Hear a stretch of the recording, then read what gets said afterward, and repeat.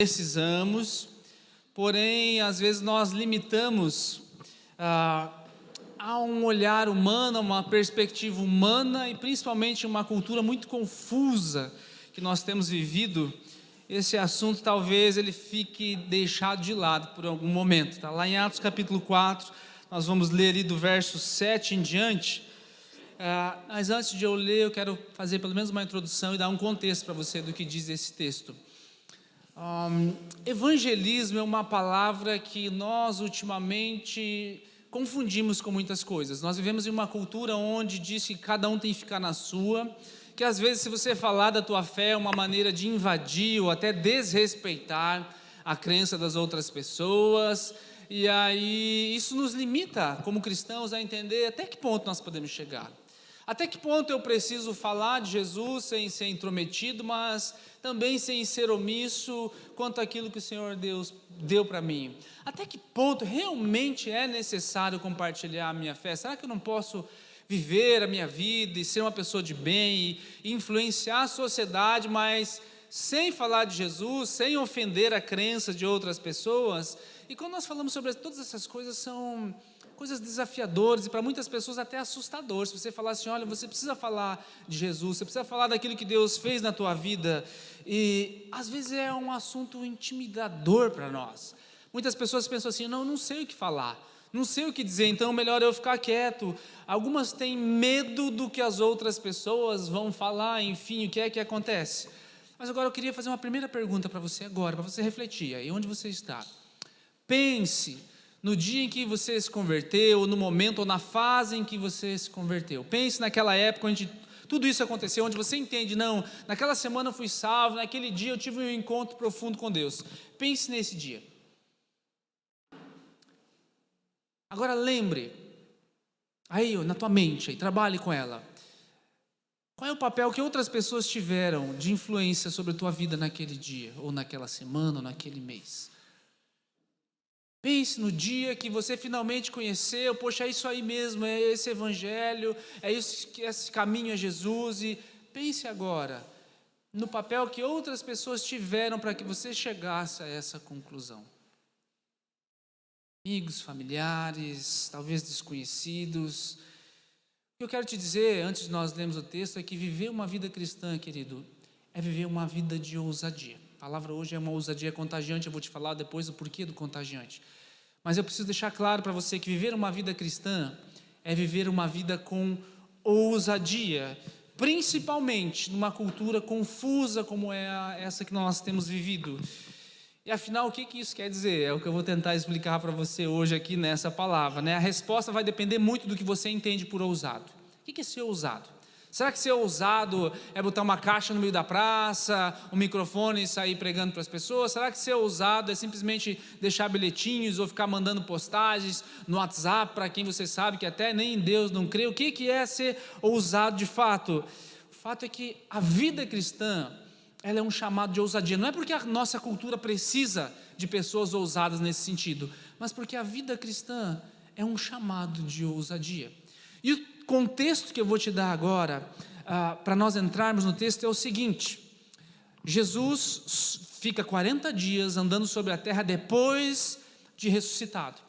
Mais de 500 pessoas o viram, muitas das quais, quando essa carta que Lucas vem a escrever depois que vem se tornar um evangelho, uma carta para Teófilo, né, praticamente um tratado, porque é grande, e ele continua a mesma coisa aqui no livro de Atos. Atos é uma continuação do evangelho de Lucas, e ele está explicando que muitas pessoas ainda viviam, que tinham visto Jesus com seus próprios olhos, ainda viviam quando Teófilo recebe essa carta, ou esse relato propriamente dito, que é o que ele diz ali no começo do livro.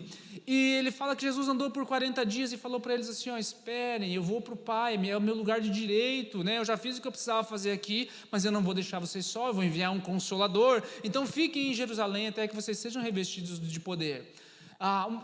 3 festas judaicas são extraordinariamente importantes dentro da cultura deles. 2 aconteciam quase que simultâneas, uma com a outra. A primeira era a Páscoa, que foi onde Jesus morreu, tem todo um significado pleno, né, além daquilo que os judeus celebravam. E a segunda havia 50 dias depois, que é o que no grego foi traduzido como Pentecostes, por causa de 50, que seria a festa das semanas, ou que os judeus chamam de Shavuot, ou que nós chamaríamos hoje aqui de festas das cabanas, enfim, era uma festa das primícias, uma festa das colheitas, e não por acaso eu creio que Deus também escolhe essa data para a chegada plena do Espírito Santo na face da terra, aonde lá no cenáculo em torno de 120 pessoas que tinham perseverado em receber o Espírito Santo recebem, e aí acontece tudo aquilo que vocês já conhecem. 3.000 pessoas se convertem naquele dia na pregação do simples pescador, oscilante até antes desse momento, chamado Pedro. E ali começa um movimento que veio a varrer a terra, e diante desses dias, poucas semanas depois, Pedro e João entram no mesmo templo que eles tinham entrado semanas antes, quando Jesus ainda estava vivo, no mesmo templo, e lá eles enxergam uma pessoa coxa que estava ali há 40 anos, provavelmente que eles já tinham visto muitas e muitas vezes, porque dentro desse mesmo templo, essa pessoa estava lá, quando eles estavam no ministério de Jesus, eles não fizeram nada, mas nesse dia acontece algo diferente, quando aquele coxo pede uma esmola, Pedro, já cheio do Espírito Santo, ele fala assim, ele olha para ele, olha ele nos olhos, eu não tenho ouro nem prata, mas o que eu tenho eu te dou, em nome de Jesus, levanta e anda. E a partir de então a história começa a mudar drasticamente, porque aquele cara que estava 40 anos coxo, e aí de repente se levanta aos olhos de todo mundo. O templo de Jerusalém era algo extraordinário nesse momento, é um dos maiores da história de Israel. Salomão fez um grande templo, mas Herodes fez toda uma área ao redor grandiosa, cabia cerca de 6.000 pessoas ali na aglomeração das festas, então não era pouca gente, diante dos olhos de todos, e os fariseus chamam Pedro e João agora para interrogá-los a respeito disso. E o que é interessante para nós lermos o texto é que, eu preciso que você entenda, nós vamos falar sobre ousadia contra a gente. As mesmas pessoas que chamam Pedro e João para interrogar, são as mesmas pessoas que condenaram Jesus. O mesmo conselho que Pedro e João vão estar diante de, os mesmos juízes, as mesmas pessoas, são as mesmas pessoas que condenaram Jesus há poucos meses antes. Então pense que você conhece aqueles juízes, você tem medo da injustiça que eles são capazes de fazer? Nós estamos vivendo um tempo aí no nosso país meio assim, né? Você tem receio do julgamento que esse juiz pode te dar? Você confia realmente no bom julgamento que esse sistema pode te prover? Pois bem, o sistema que Pedro e João estão agora diante de é o mesmo, que cometeu uma injustiça de crucificar um inocente e soltar um condenado, que foi Barrabás. É o mesmo tribunal. Então não é que agora Pedro e João eles estão diante de um sistema diferente, de juízes diferentes. Não, eles estão diante dos mesmos, pelos quais Pedro nem chegou perto, mas ao ser questionado se andava com Jesus, ele já, não conheço ele, 3 vezes, você conhece toda a história. E agora Pedro não está diante de pessoas que podem reconhecer ele como um seguidor de Jesus. Pedro está diante dos mesmos juízes, com o mesmo poder de influência, que poderia fazer o mesmo com ele, que fez com Jesus, ou até pior. E agora Pedro e João estão diante desses fariseus, diante desses juízes. Olhe lá o texto comigo, Atos capítulo 4, do verso 7 em diante, vai dizer assim, mandaram trazer Pedro e João diante deles e começaram a interrogá-los. Quem são esses eles? Contei a história para você agora. Olha a pergunta deles: com que poder ou em nome de quem vocês fizeram isso?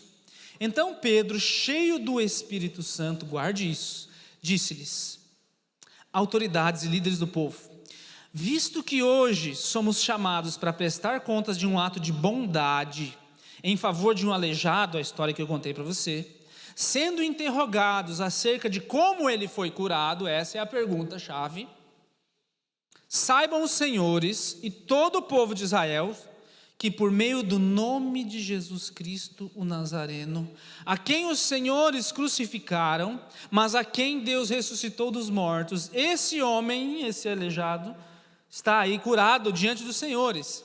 Esse Jesus eu vou falar depois sobre isso aqui, ele está citando algo, nessas frases não é dele. a pedra que vocês construtores rejeitaram e que se tornou a pedra angular, não há salvação em nenhum outro, pois debaixo do céu não há nenhum outro nome dado aos homens pelo qual devamos ser salvos. E por fim, vendo a coragem, se você estiver com a tua Bíblia e puder circular aí, coragem de Pedro e de João, e percebendo que eram homens comuns e sem instrução, ficaram admirados, e circule essa palavra se você puder também, reconheceram que eles haviam estado com Jesus. A pergunta do verso 7, meu amado, é: como eles fizeram isso? Tem todo o contexto que está sendo vivido agora que eu estou te contando. Há uma festa acontecendo, as primícias foram algumas semanas antes ali, e um povo está ali, alguns chegando, outros voltando para casa, um monte de gente. Agora Pedro e João chegam e curam um coxo, estão diante das autoridades que condenaram Jesus, mas há algo diferente agora. Há uma postura diferente, e no verso 7 ele fala assim: como é que vocês fizeram isso? Basicamente é essa a pergunta deles, e a resposta é uma ousadia surpreendente. Eu li o discurso aqui, mas o que Pedro está querendo dizer? Basicamente assim, simplesmente foi Jesus. Como assim? Nós estamos tranquilos porque acabamos de resolver o nosso problema algumas semanas atrás, já matamos esse cidadão, já pagamos alguns soldados para espalhar a notícia que os seus discípulos roubaram o corpo dele, está tudo tranquilo, mas de repente agora, à vista de todas as pessoas, alguém é curado e não era, querido, a cura em si não era extraordinário, porque havia o tanque de Betesda, havia outras coisas que milagres volta e meia aconteciam de alguma maneira. O fato é que tem uma situação peculiar aqui, tem algo diferente aqui, porque eles chamam esse pessoal desconfiados. Será que a gente já não resolveu esse caso? O que está acontecendo? Que tipo de cura foi essa? Será que existe alguma coisa acontecendo ou não? Então eles questionam a Pedro, e o que Pedro diz em alto e bom som é: Jesus está por trás dessa obra. Isso começa a ser assustador, mas ao mesmo tempo eu quero que você perceba que isso é de uma ousadia tremenda, porque é o mesmo tribunal que condenou Jesus. Então há um risco em eu falar de Jesus agora nesse momento. Há um risco de eu comunicar que Jesus pode fazer alguma coisa ou não. Por quê? Porque poucos meses atrás, por muito menos, ele foi condenado, e agora eu estou com uma multidão de pessoas aqui, e eu estou falando, nem sou Jesus, eu estou falando que estou fazendo as coisas em nome dele. E começam algumas mudanças a acontecer, e ele começa a apontar o dedo. Não sei se você consegue perceber nesse discurso. No verso 11 ele fala assim: vocês fizeram algo, esse Jesus é a pedra que foi rejeitada. E isso foi surpreendente para os líderes, esse discurso. Por quê, querido? Porque isso aqui tem tudo a ver com ousadia. Como é que ele fala isso? E essa ousadia que eu quero tentar te explicar hoje, não é aquela ousadia de confiança normal, de uma maneira geral. Não vou ser ousado no meu trabalho, vou ser ousado nos negócios. Não é uma ousadia normal. A ousadia de Pedro e João, é preciso que você perceba, que estava no que eles disseram. Não é a maneira como eles se levantaram e bateram no púlpito, em qualquer lugar. Mas a ousadia aqui estava no que eles disseram. Isso começa a mudar para nós, porque nós confundimos ousadia muitas vezes com atitudes extrovertidas, com atitudes às vezes espalhafatosas, às vezes com uma voz bem alta e gritando, ou às vezes levantando faixas. Nós confundimos ousadia com isso, principalmente hoje nós confundimos ousadia com postagens na internet. Não, agora eu vou falar isso, agora eu quero ver isso aqui vai dar um bafafá. Não, ele precisa ouvir isso, você é ousado, e às vezes nós somos chatos, às vezes a gente é inconveniente, às vezes a gente até dá mau testemunho com essa suposta ousadia, porque a ousadia está aqui no que eles disseram. E não é uma questão de desaforo por desaforo. Vou te falar, vocês que condenaram o nosso líder, vocês, seus juízes injustos. Não, ele não está simplesmente tirando coisas da boca dele. Por que eu ressaltei no texto quando eu estava lendo para você? Que ele está falando algumas coisas que não foi ele que escreveu. Pedro, no discurso que ele está respondendo, quem é? Em nome de quem que vocês estão fazendo isso aí? Ele cita um salmo, o salmo de número 118. Ele está falando assim: olha, esse Jesus é a pedra que foi rejeitada. E o que ele está falando assim? Olha, a transformação do mundo está aqui. Sabe aquele texto que vocês fariseus conhecem tanto? Sabe aquele texto que vocês fariseus estão esperando o Messias? Pois bem, essa pedra rejeitada foi Jesus. Ele diz que Jesus é a pedra rejeitada e agora ele se torna uma pedra angular. Hoje na nossa cultura de construção, a gente já não consegue mais imaginar, né, Lucas, tu que é engenheiro, o que é uma pedra angular, porque não se faz mais isso. Mas antigamente uma pedra angular, você colocava ela no canto para começar a construção, e ela dava o ângulo certinho de como seriam as paredes, e a partir dela você levantava as paredes, para não sair tudo torto e a casa tudo torta. Se ela tivesse fora de prumo, se ela fosse colocada de uma maneira errada, toda a construção seria errada, ou seja, ela é a referência. E agora Pedro está pegando um texto que os fariseus, os saduceus conheciam muito bem, e ele diz assim, sabe aquela pedra que vocês rejeitaram, jogaram fora, achando que essa pedra que não presta, ela não serve como referência. Essa é a pedra principal, essa é a coisa principal pela qual você tem que guiar a tua vida e que vai transformar o mundo. E o que eles ficaram admirados? Você percebe no texto que eles falaram assim, eles são incultos, eles são iletrados, como esses pescadores, enquanto Pedro está falando, eu imagino que eles conseguem perceber nele um sotaque galileu, eles conseguem perceber nele uma meticulosidade em tentar organizar as coisas, eles começam a ficar desconfiados. Como que esse pessoal, que não passou pela nossa academia, que não passou pela nossa escola de formação de fariseus, que começa já nos 6 anos de idade, com 13 anos eles já decoraram de cor os 5 primeiros livros da Bíblia, enfim, até os 12 anos eles vão para tudo aquilo que nós conhecemos aqui, quase como o Velho Testamento na época deles. Eles têm toda essa formação e eles questionam como esse pessoal conseguiu, não é nem ter acesso ao que está escrito lá, mas conseguir interpretar algo que mais de 6.000 fariseus haviam nessa época aqui, algo que nós passamos o dia estudando, algo que nós passamos o dia vasculhando, como é que eles conseguem não só ler o que está escrito ali, mas interpretar isso à luz de que nós rejeitamos o Messias, de que nós rejeitamos a pedra angular pela qual nós tenhamos prumo. Eles ficaram espantados, até que, tem algo diferente aí. No verso 13 diz que eles, que eu pedi para você circular, se fosse possível, reconheceram que eles tinham estado com Jesus. E aqui vem os pontos que eu quero trazer para você nesse dia sobre ousadia contagiante. Porque o fato de eu ser reconhecido como alguém que tem estado com Jesus tem pouco a ver com a minha vestimenta, ou quase nada a ver com a minha vestimenta.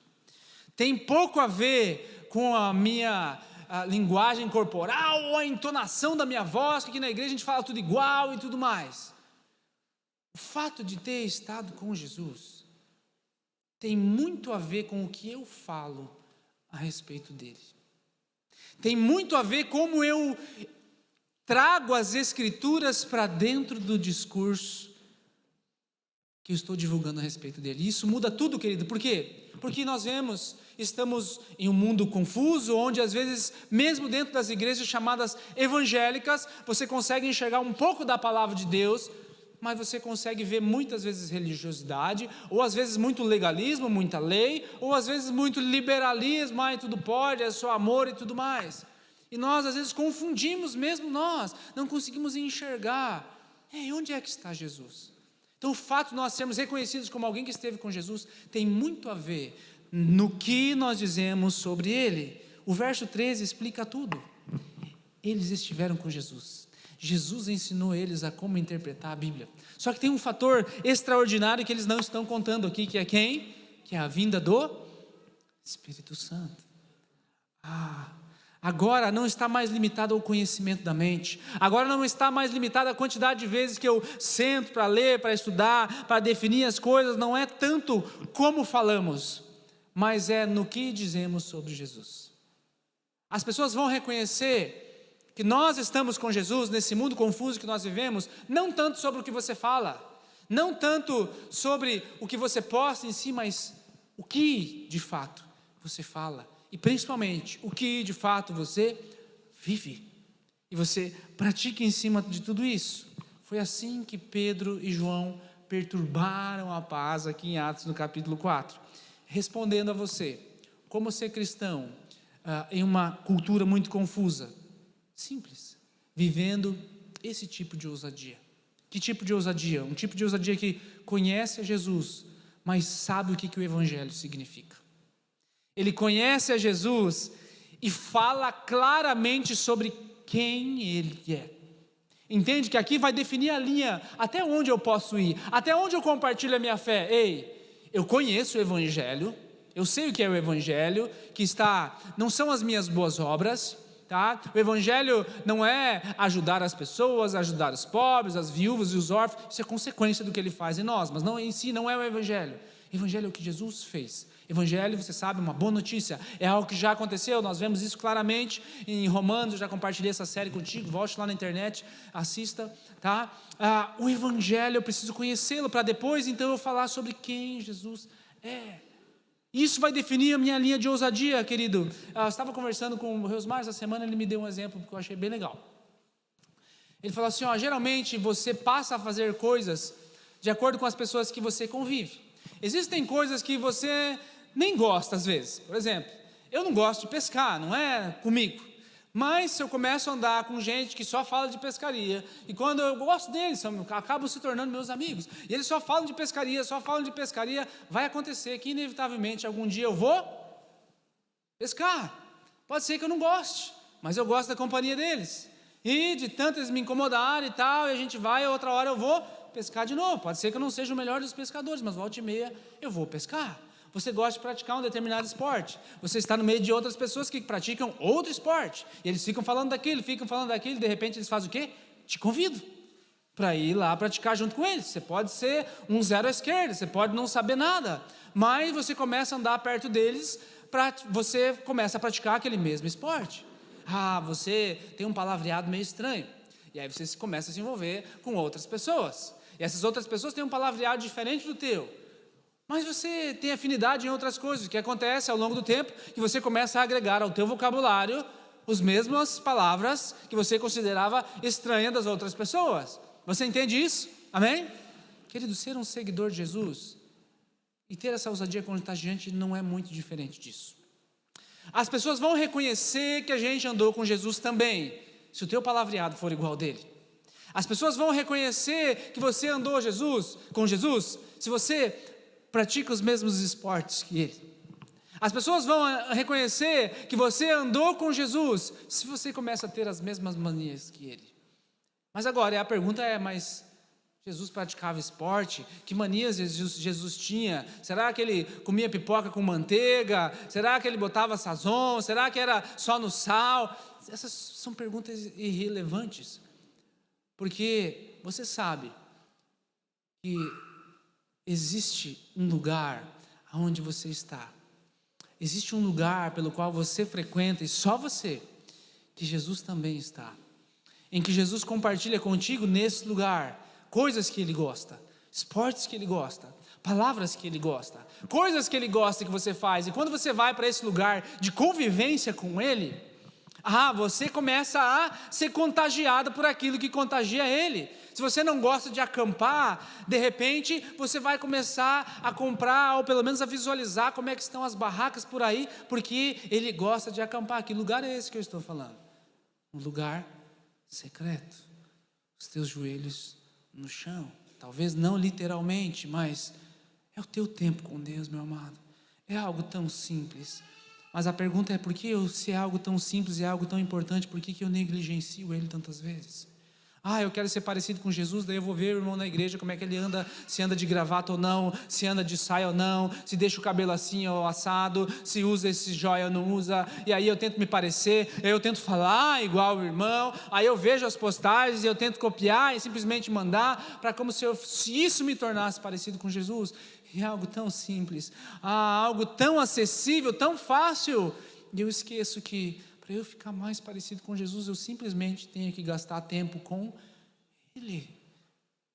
E aqui entra tantas coisas que eu tenho compartilhado contigo. Sabe, Jesus era um exemplo de humildade, mas também de ousadia. Eu preciso ser humilde, mas também ousado. Eu estou falando do leão da tribo de Judá. Você consegue perceber alguém que tem esse título? Sabe, pensa num lutador, eu me lembro da minha época, era o de boxe, o quebra-ossos. Meu Deus, se tiver que lutar com um cara que chama quebra-ossos, você já traz algo embutido. Agora eu estou falando do leão da tribo de Judá. Eu percebo alguém que é humilde, mas que ao mesmo tempo exala uma coragem extraordinária. Você consegue enxergar Jesus assim? Bem tranquilo, sossegado, escrevendo na areia, os caras xingando ele, falando, querendo fazer pegadinha, e ele está nem aí escrevendo na areia, mas ao mesmo tempo, quando a coisa aperta, ele levanta os olhos. Se ninguém tiver pecado, que atire a primeira pedra. E continua escrevendo, em situações diferentes, onde ele chega e de repente, mas que bagunça esse negócio aqui, começa a virar a mesa dos cambistas, e ao mesmo tempo onde todo mundo rejeita uma mulher que foi pega em adultério, todo mundo rejeita um cobrador de impostos, alguém que traiu a nação, ele, vem aqui, você vai ser meu discípulo. Alguém que nunca foi para a escola, que não sabe o que está falando, ele, vem aqui, vou te tornar um pescador de homens. Você consegue perceber tantas nuances de Jesus? Alguém que é extremamente humilde, agradável, as pessoas gostam de estar perto dele, mas quando ele precisa tirar a faca da bota, como a expressão que a gente usa, está pronto. Eu não tenho medo do que os outros vão pensar, porque a missão que eu tenho, ela transcende o que os outros vão pensar, a preocupação do que os outros vão pensar de mim. A missão que eu tenho, ela é tão profunda e tão extraordinária, que se eu estiver diante do mesmo tribunal que condenou Jesus, com o risco de eu mesmo ser crucificado, eu vou falar para eles, olha, esse homem que está aí, foi curado a respeito de Jesus, foi ele, a pedra angular. Deixa eu mostrar para vocês que estudam há tantos anos, um texto que diz que ele é a pedra angular, ele é o Salvador do mundo. O que é passar tempo com Jesus, querido? Se não, gastar tempo com a sua palavra. Como é que Pedro tira uma citação do Salmo 118 para confrontar eles? Sabe, quando você for falar de Jesus para as pessoas, os textos têm que estar dentro de você. Os textos têm que estar dentro da tua memória, senão você fala simplesmente de coisas que você acha. E coisas que nós achamos, está cheio de gente achando um monte de coisa, tudo é relativo no mundo hoje. Agora, quando você fala verdades eternas, quando você se baseia em verdades eternas, a coisa muda de figura. Por isso, gastar tempo com Jesus é gastar tempo com a sua palavra. Eu falei do secreto para você, lembra? Pois bem, gastar tempo com Jesus é gastar tempo com a sua palavra. Não é fazer o plano de leitura do ano Gênesis Apocalipse. É sentar para refletir as Escrituras. Eu já compartilhei isso contigo tantas vezes, eu quero te encorajar com isso. Se você nunca leu a Bíblia pelo menos uma vez, por favor, leia, no mínimo. Mas isso não é o mais importante. O mais importante é você pegar um livro desse, uma carta dessas, e meditar de maneira vagarosa, lenta, reflexiva. Eu estudei e fiz um curso, um panorama de 10 livros da Bíblia com o pastor Josadag, já compartilhei com vocês tantas vezes. E ao terminar esse curso, durou um ano inteiro, um livro por mês, 10 meses. E ao terminar esse curso, eu falei assim, não vou mais fazer aquele plano de leitura de Gênesis e Apocalipse, agora eu vou escolher um livro desse que eu estudei, para eu passar o ano inteiro lendo e relendo e refletindo sobre ele. Comecei com Romanos, mais de 5 anos atrás, ainda estou em Romanos, porque eu não consegui sair de lá, porque são coisas extraordinárias, e o que eu passo para você, volta e meia eu falo disso, não é? Porque a boca fala do que está cheio o coração. E quando eu vou pregar alguém sobre o Evangelho, para mim hoje é mais simples, não porque eu sou pastor, mas porque Romanos está claro, não claro, né? Porque a gente está lá sempre estudando, mas está pulsando na vida. Os textos brotam, porque eu não falo de algo que eu acho, eu falo de algo que é eterno. Está claro para vocês, querido? Nosso papel não é ter conhecimento da Bíblia. Nosso papel aqui é compartilhar a vida que nós absorvemos da palavra de Deus. Se você consegue enxergar isso no teu dia a dia, aplicar essa dieta constante dentro do teu cardápio, tenha certeza que quando chegar a hora de falar, esse é o contexto que diz aquele versículo assim, o Espírito Santo vos fará lembrar, né? Às vezes a gente usa esse contexto para fazer uma prova, para fazer um negócio que a gente não estudou, o Espírito Santo vai me fazer lembrar. Não, ele não vai fazer você lembrar disso, você vai reprovar. Ele vai te fazer lembrar coisas para você testemunhar, é isso que a Bíblia diz, e é isso que nós estamos vendo aqui. É um grave erro achar que conhecimento da Bíblia é o mesmo que aplicar a Bíblia.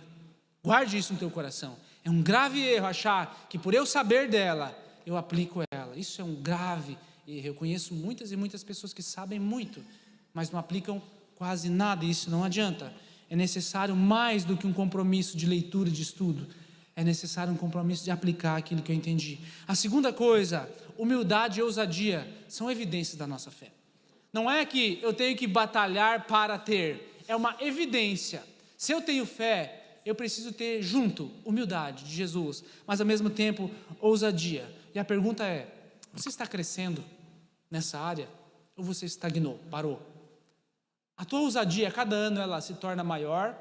Aqueles que têm contato contigo, às vezes você não é um cara falante, mas a tua postura diz algo, os teus atos diz algo. As pessoas ao teu redor, elas respondem de acordo com o que vem em você. Uma pessoa me compartilhou comigo essa semana que ela fazia parte de um grupo na escola, e aí fizeram um grupo de pais lá, e dentro desse grupo de pais começou a rolar algumas coisas meio estranhas lá, né? Com aquelas imagens, aquele negócio que você sabe como é que é, né? E em um dia dessas reuniões de pais, essa pessoa foi lá, aqui da igreja, foi lá e tal, e aí os pais estavam compartilhando, então tá, pois é, e fulano lá no grupo, daí falou assim, que grupo? E o outro falou assim, é que você não está no grupo aqui, o grupo rola algumas coisas lá, e você é muito certinho, a gente não colocou você lá. É claro que ele não é certinho, né, gente? Como nem eu sou e nem você é dentro desse ponto aí. Mas você consegue perceber o que está acontecendo aqui? Esse cara é diferente. Não vamos colocar ele nesse grupo, não porque esse grupo aqui tem segredos que ele não pode saber, mas porque esse grupo aqui tem muita porcaria. E esse cara, pelo que eu olho para ele, ele não gosta de se envolver com isso. Você entende que quando as pessoas enxergam isso, sem você ficar falando assim, esse crente aí, não. Existe uma postura aqui. Esse cara é um pai de família. Esse cara é um cara sério, não vai se envolver com esse tipo de coisa, sem você precisar falar assim, eu sou um cara sério, eu sou um pai de família. Isso é uma postura que nós refletimos, e essa postura você sabe que não é simplesmente porque você é um cara certinho, é porque existe agora o Espírito Santo dentro de você. E quando o Espírito Santo está dentro de mim, essa humildade de eu não ficar me achando, mas essa ousadia de eu me posicionar quando necessário, elas são automaticamente refletidas. Você entende isso? Sim ou não? Último. Terceiro, a ousadia contagia os outros ao meu redor. Olha o verso 23 comigo ali, por favor. Depois que aconteceu tudo isso, quando foram soltos, Pedro e João voltaram para os seus companheiros e contaram tudo o que os chefes dos sacerdotes e os líderes religiosos lhes tinham dito.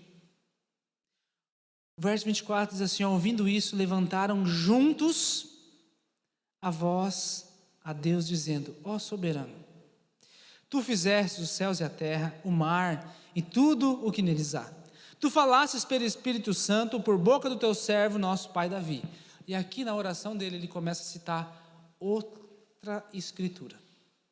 Ele faz uma oração que começa com um reconhecimento, mas ele de novo cita as escrituras. Meu amado, se eu fosse eles, pense, eu e você, acabamos de orar por alguém, foi curado, e estamos lá diante do conselho, e o conselho nos dá uma bronca, olha, tu pode sair, não vamos te prender, porque o pessoal está aí, não sabemos o que fazer com eles, mas se vocês falarem de novo disso aí, fizerem isso aí de novo, nós vamos pegar vocês.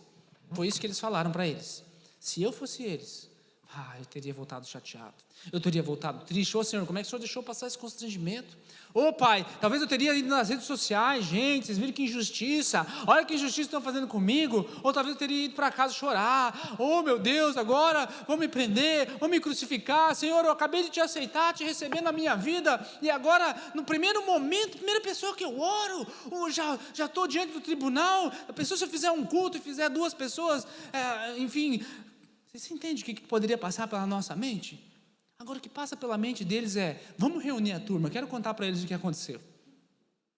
E quando acontece, a oração deles é extraordinária, é ousada. E o que eles oram? Pedro ora outro salmo, que é o salmo de número 2. E perceba como eles começam orando, soberano Senhor. O que é soberano? Alguém que é dono, alguém que sabe de todas as coisas. Quando as coisas ficam realmente difíceis, queridos, eu e você precisamos saber quem Deus é. Quando as coisas ficam realmente complicadas, eu e você precisamos saber quem é o soberano da coisa. Ai, chegou o Covid, ai, meu emprego aconteceu isso, não, agora minha esposa fez isso, não, agora aconteceu isso na nossa família. Ei, quem é o soberano da tua casa? Quem é o soberano da tua vida? Ou me levaram para um conselho, me trataram injustamente. Quem é o soberano da tua vida? Quem é que comanda a tua vida? É o teu chefe? Quem é que comanda a tua vida? É o governo? Quem é que comanda de fato a tua vida? É um vírus que está por aí? Quem é que diz para você o que é, o que não há de ser na tua vida? Você entende que eu coloco a soberania sobre outras coisas. Eu coloco a minha esperança em que vai surgir um governo que vai resolver todos os nossos problemas. Ou um líder. Eu coloco a minha esperança sobre, não, vai surgir uma vacina ou um remédio que vai resolver todos os meus problemas. Eu coloco a soberania sobre se essa semana esse negócio vai fluir ou não. Eu coloco sobre todas as coisas. E quando uma dessas coisas sai do lugar, o que eu faço? Eu choro. Por quê? Eu não entendo que, ó Deus, Tu és o soberano, Tu fizeste o céu, Tu fizeste o mar, tudo que nele há. Querido, o que nós fazemos para Deus deve vir de um profundo conhecimento sobre quem Deus é. O que eu faço para Deus, eu tenho que conhecer qual é o Deus que eu estou servindo, porque daí eu vou fazer coisas que fazem sentido. Agora, pensa na tua vida agora. Tem alguma coisa que está acontecendo hoje que é grande demais para Deus lidar? Pensa o que está acontecendo hoje na tua vida. É muito grande para Deus lidar. Não, isso aqui realmente Deus não vai conseguir lidar. Se Ele lidou com a cruz, tenha certeza que Ele pode lidar com qualquer problema que você esteja enfrentando. Qualquer problema que você esteja enfrentando. Para terminarmos, versos 29 e 30, olha comigo lá. Olha o final da oração deles. Agora, Senhor, considera as ameaças deles e capacita os seus servos para anunciarem a Tua palavra corajosamente. E estende a Tua mão para curar e realizar sinais e maravilhas por meio do nome do Teu santo servo, Jesus. Surpreendentemente, a primeira reação deles foi reunir a turma e pedir pelo quê? Mais ousadia. Mais ousadia. Se coloque de pé, por favor, meu amado. Eu tenho algumas perguntas para fazer para você. Quando esses crentes ouvem o que aconteceu, eles não fogem. Eles se reúnem. Então, quando a coisa apertar, não fuja. Se reúna com os irmãos. A segunda coisa que eles fazem não é orar por livramento. Ai, Senhor, tira aquele juiz, mata ele, arranca ele fora. Eles oram por mais ousadia. Senhor, me mostra. Pai, coloca na minha boca, Tu és soberano. Olha como começa a oração, o Senhor é que manda. Então agora, Pai, eu não sei o que você está vivendo, mas a pergunta é, e se a maneira como nós oramos estiver realmente nos impedindo de conhecer a Deus profundamente? Você percebe? Se a maneira como eu estiver orando estiver impedindo de eu conhecer a Deus, Senhor, me livra, me tira, me resgata, me resguarda, não deixa, não faz, me coloca em uma bolha, Senhor, e dentro dessa bolha, coloca aqui as minhas refeições, coloca todas as coisas maravilhosas. Não sei se você assistiu aquele desenho, não é um desenho, uma animação, chamada Wall-E, que é um desenho, é um robozinho, o mundo acabou, e eles estão lá no espaço, vivendo numa espaçonave, que tem tudo que eles precisam para viver, esperando que a Terra se regenere para poder voltar. Quantos assistiram? Olha, pouca gente. Assista, vale a pena, assista com o teu filho, Wall-E, procure lá. Quase não tem diálogo no filme, né? Então não tem nenhuma cena constrangedora. Mas o fato é que o ser humano ficou lá, ele sentado numa poltrona que dava tudo para eles e levava eles para tudo que é lugar. E aí todo mundo ficou extremamente obeso. Quando eles tiveram que levantar daquela cadeira para resolver a situação do problema, eles não conseguiam andar mais. Aí eles iam olhar para as fotos de quando eles chegaram, eles não se reconheciam mais. Às vezes nós queremos orar para que Deus faça isso conosco. Pai, me dá uma poltrona dessa, Senhor. Não deixa nada de ruim acontecer comigo. A segunda pergunta que eu tenho é: se orar por segurança e proteção nos impedir de conhecer a fidelidade de Deus em meio à proteção? Não estou falando para você não orar sobre isso, meu amado, eu estou fazendo uma pergunta. E se eu orar sempre, toda hora, por segurança e proteção, me impedir de eu reconhecer a fidelidade de Deus? E a última pergunta: e se não orar por ousadia, não pedir para que Deus derrame disso sobre mim, significar que eu não experimento o poder de Deus para testemunhar com os outros? É sobre isso que eu quero pedir para que o Espírito Santo ministre para a nossa igreja, que é o que nós precisamos agora. Estamos saindo desse tempo de pandemia. Estamos retornando a nos reunir com mais facilidade, com mais disposição. Ainda vamos permanecer na internet, que essa é a realidade que chegou para ficar. Mas já é um tempo, querido, de nós começarmos a acordar. Já é um tempo de nós sairmos do nosso casulo, talvez da nossa poltrona virtual, e pedir para o Senhor: Pai, estou aqui, permaneci vivo, sei que o Senhor é soberano. É essa oração que eu quero que você faça hoje. O Senhor é que manda. Se eu vou morrer de Covid, ou de um ataque cardíaco, ou de velho, é o Senhor que sabe. Tu és soberano. Não vou me preocupar com isso. Cada dia basta o seu mal. Mas, Senhor, que cada dia que eu viver aqui, que eu tenha essa humildade cheia da ousadia que eles tiveram. Porque isso não é um dom simplesmente, é uma busca, é uma entrega.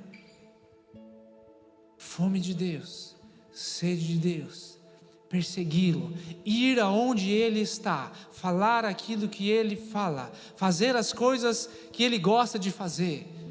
Essa é a chave da vida, meu amado. Você não está aqui para construir uma carreira ou coisas.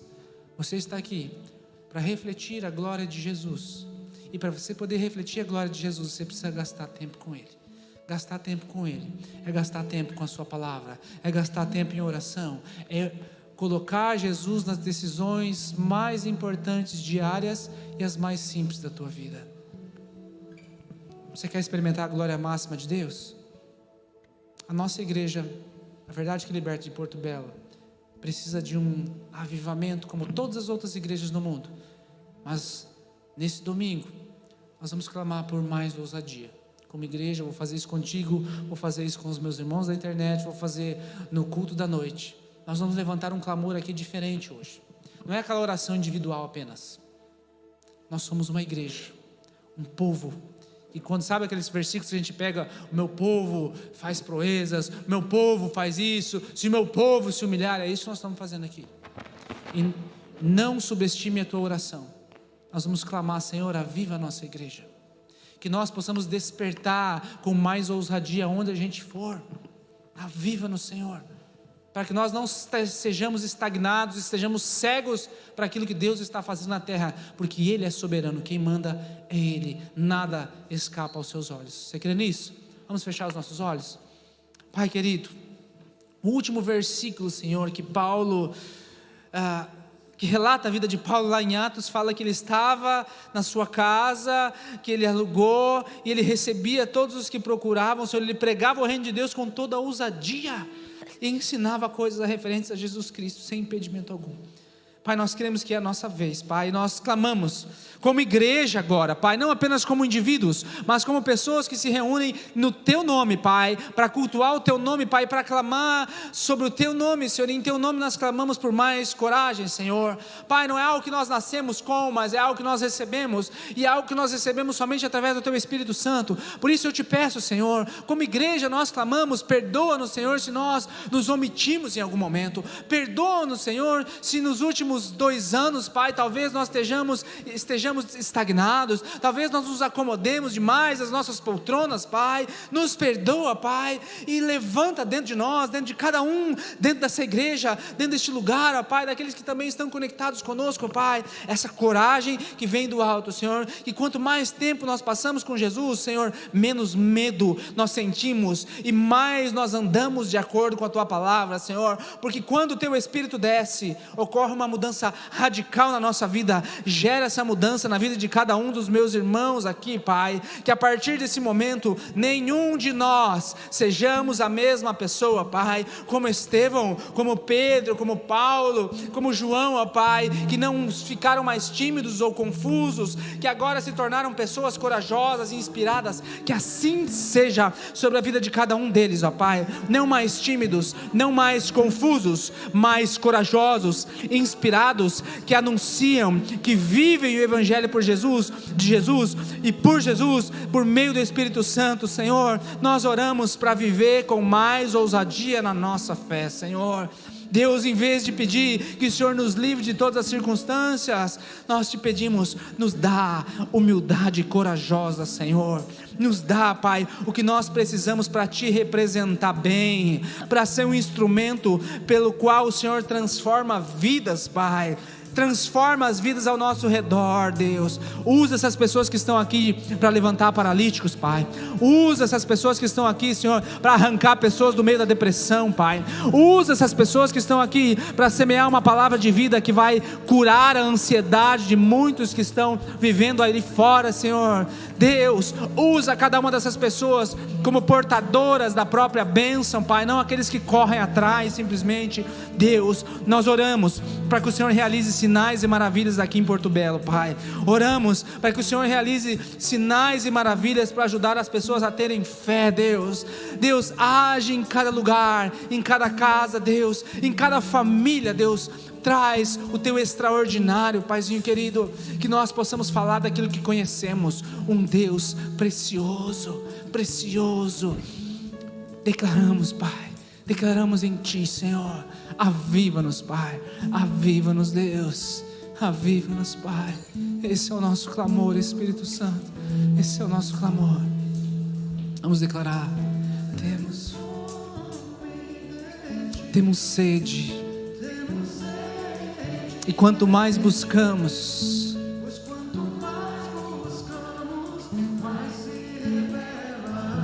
existe uma missão para nós cumprirmos, Senhor. E há um preço a ser pago. Vem tomar o teu lugar, Senhor.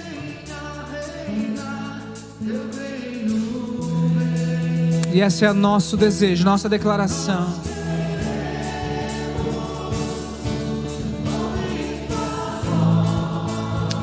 Fala hoje, Senhor. Nos move de lugar, Pai.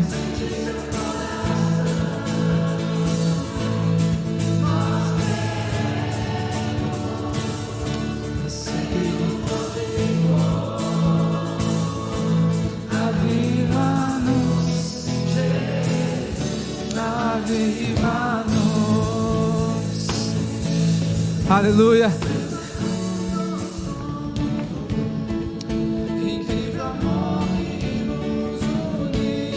Quebra hoje, Senhor, toda barreira.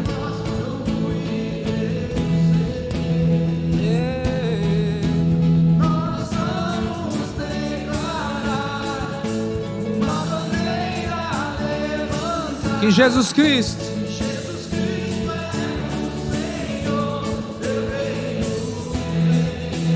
Vamos fazer dessa canção nosso clamor. Ouvi tua voz, nós queremos sentir seu coração, e nós queremos seguir onde for. Aviva-nos, Jesus, aviva-nos. Vamos declarar isso. Seremos ouvir tua voz, nós queremos sim sentir seu coração, nós queremos seguir onde for. Aviva-nos, Jesus, aviva-nos. Olha o que nós vamos dizer: somos o teu povo, somos o teu povo e nos levantamos declaramos que te... Olha o que acontece. Teus sinais nos seguem.